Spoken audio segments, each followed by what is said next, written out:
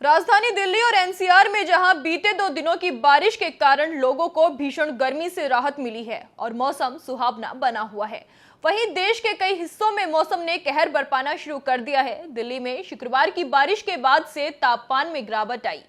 अधिकतम तापमान 33 से 35 डिग्री और न्यूनतम 23 से 24 डिग्री सेल्सियस के आसपास बना हुआ है, जो मई महीने के सामान्य तापमान से काफी कम है।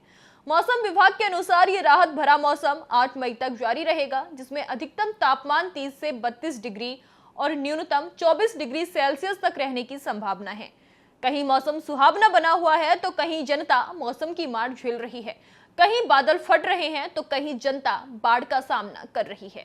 राजधानी दिल्ली और एनसीआर में जहां बीते 2 दिनों की बारिश के कारण लोगों को भीषण गर्मी से राहत मिली और मौसम सुहावना बना हुआ है, तो वहीं देश के कई हिस्सों में मौसम ने कहर बरपाना शुरू कर दिया है। दिल्ली में शुक्रवार की बारिश के बाद तापमान में गिरावट आई है। अधिकतम तापमान 33 से 35 डिग्री और न्यूनतम 23 से 24 डिग्री सेल्सियस के आसपास बना हुआ है, जो मई महीने के सामान्य तापमान से काफी कम है। मौसम विभाग के अनुसार ये राहत भरा मौसम 8 मई तक जारी रहेगा, जिसमें अधिकतम तापमान 30 से 32 डिग्री और न्यूनतम 24 डिग्री सेल्सियस तक रहने की संभावना है। कहीं मौसम सुहावना बना हुआ है तो कहीं जनता मौसम की मार झेल रही है। कहीं बादल फट रहे हैं तो कहीं जनता बाढ़ का सामना कर रही है। उत्तर प्रदेश में भी मौसम बदल गया है। राजधानी लखनऊ, सीतापुर समेत कई जिलों में बीती रात से ही तेज हवा चलने का सिलसिला जारी हो गया। रविवार को अधिकतर जिलों में मौसम सुहावना बना रहा।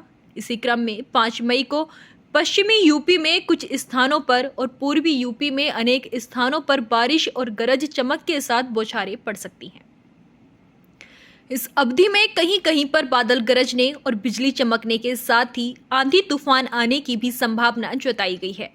इस तरह प्रदेश में 10 मई तक बारिश का सिलसिला जारी रह सकता है। वहीं अगर बात करें उत्तराखंड की, तो उत्तराखंड के देहरादून और मसूरी इलाके में रविवार देर रात तक मौसम ने अचानक रौद्र रूप धारण कर लिया। देहरादून के मालदेवता इलाके में बादल फटने से सोंग नदी में अचानक बाढ़ आ गई। नदी के तेज बहाव के कारण आसपास के इलाकों में खतरे का माहौल बन गया।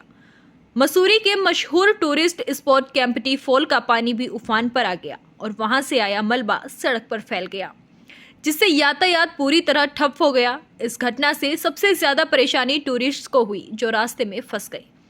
देहरादून और ऋषिकेश के आसपास भारी बारिश के चलते कुछ इलाकों में सड़कें जाम हो गईं। इसका असर चारधाम यात्रा पर देखने को मिला है। ऋषिकेश से गुजरने वाले यात्रियों को कुछ घंटों तक इंतजार करना पड़ा, क्योंकि सड़कें कीचड़ और मलबे से भर गई थीं।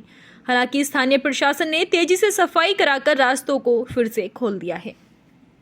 प्रशासन की ओर से स्थानीय लोगों और पर्यटकों को सलाह दी गई है कि वो अनावश्यक यात्रा से बचें और सुरक्षित स्थानों पर रहें। कैंपटी फॉल और अन्य नदी किनारे वाले टूरिस्ट स्पॉट्स को अस्थायी रूप से बंद कर दिया गया है, ताकि किसी तरह की अनहोनी ना हो। मौसम विभाग और प्रशासन दोनों की नजरें अब हालात पर टिकी हैं।